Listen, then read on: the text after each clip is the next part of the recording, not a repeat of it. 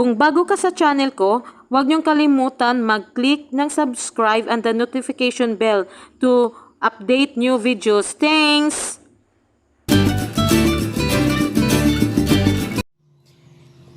Hi guys! Nagbabalik ang GMT The Original Kitchen. Ngayon ay magluluto tayo ng chicken arroz caldo. Ang mga ingredients: 2½ rice and 1/2 cup glutinous rice. Babad lang the whole night. 2 liters of water. 1/2 kilo of chicken. Pepper to taste. 3 tablespoons fish sauce. Ginger, onions, chicken cubes, 8 cloves of garlic, salt, carrots, granules, chopped cabbage o repolyo, spring onions, boiled egg. Maglagay tayo ng mantika.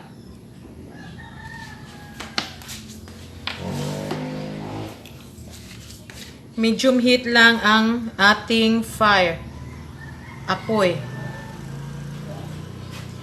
Hintayin natin na ito ay uminit.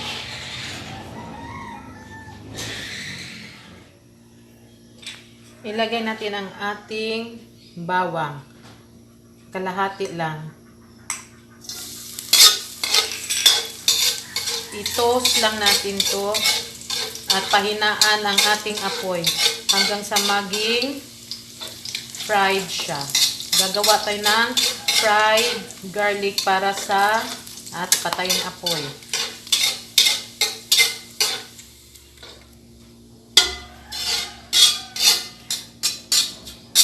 Ngayon, naluto na ang ating fried garlic. Kukunin lang natin to sa kaha. Para ito sa igagarnish natin to mamaya sa ating arroz caldo pag luto ng ating arroz caldo.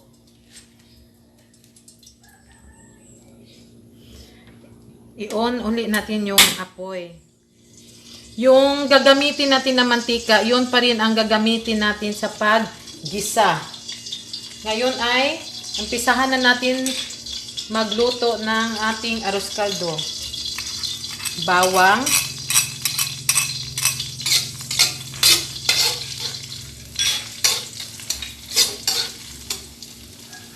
Onions.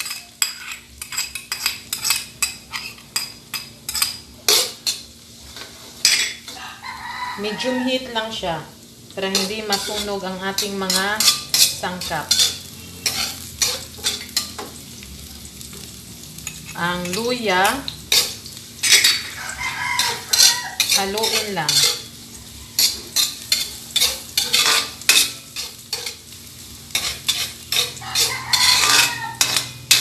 Next, ilagay natin ang ating chicken.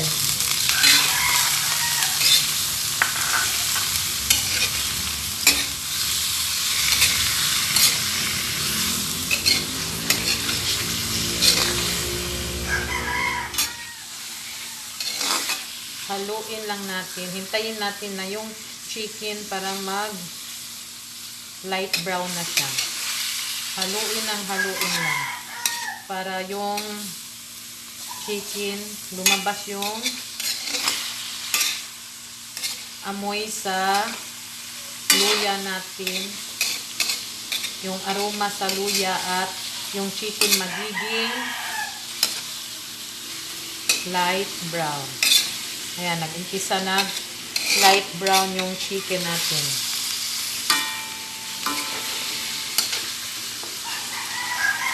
Lagyan natin ng fish sauce.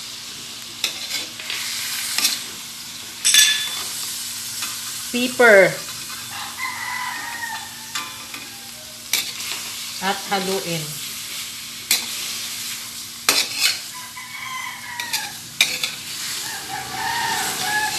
Ang bango. Lumabas na yung amoy sa luya, yung aroma sa luya, mabango.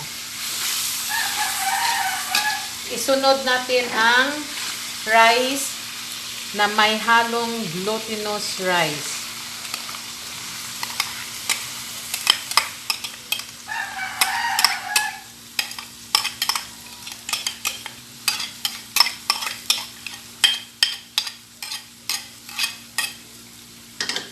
Ayan. At ating hahaluin.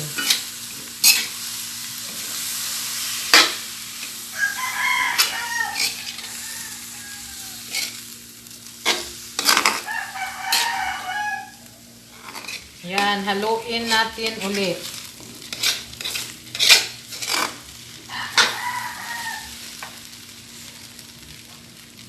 At ilagay natin ang 2 liters of water.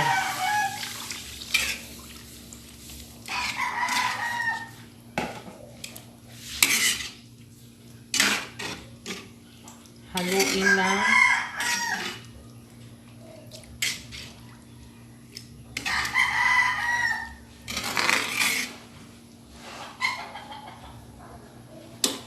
At ating takpan.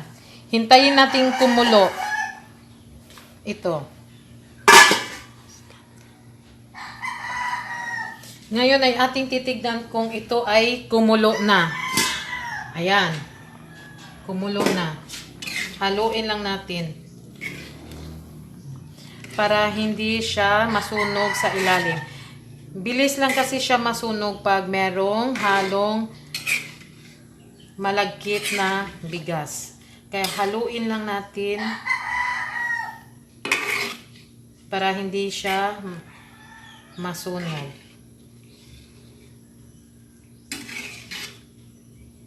At takpan natin ulit.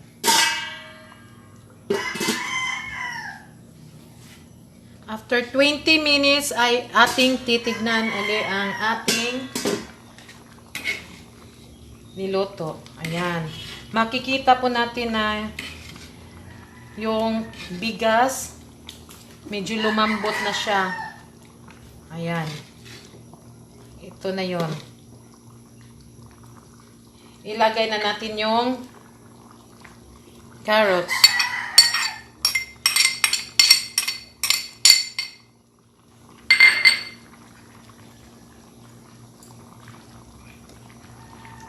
Lagyan din natin ng asin. Hindi natin i-ubos lahat dahil baka aalat siya. Mamaya dagdagan na lang natin pag tikim natin kung ito ay matabang pa.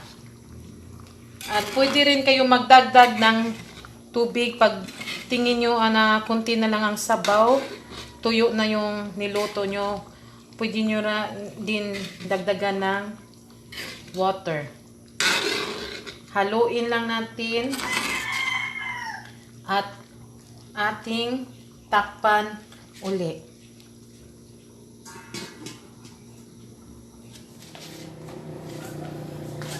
Tignan natin uli.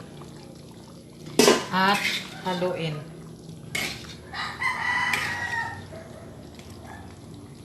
Next, ilagay na natin ang ating repolyo.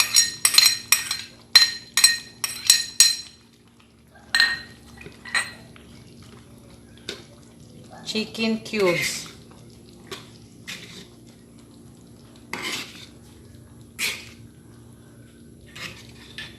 At ang ating granules.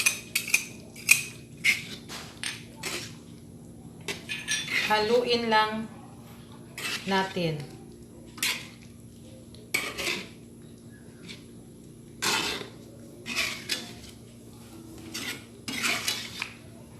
At takpan. Tignan natin kung luto na ang ating gulay na nilagay. Ayan.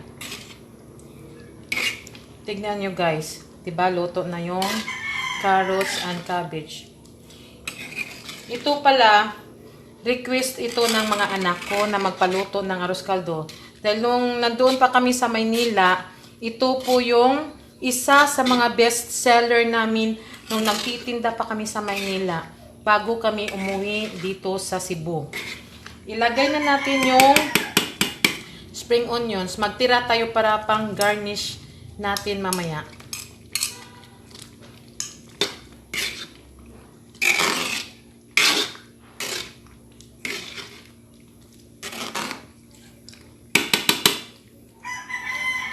Atin lang titikman kung ito ay tama na sa lasa.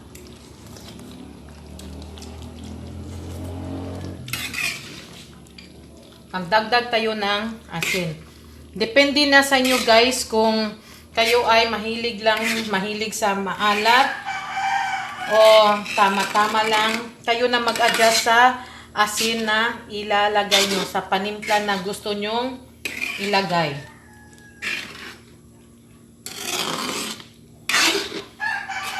For 2 minutes, takpan natin for 2 minutes. Pwede na itong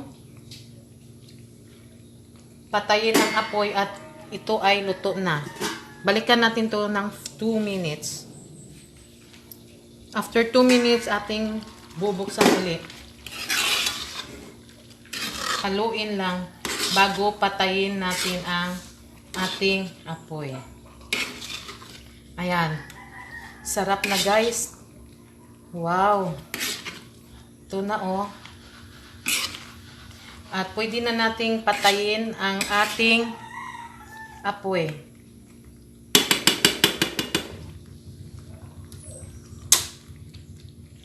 Ayan na guys ang ating chicken arroz caldo.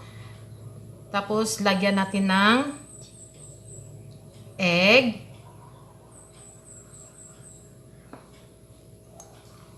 Spring onions. Masarap siya kung maraming spring onions. At yung niluto nating kanina na fried bawang.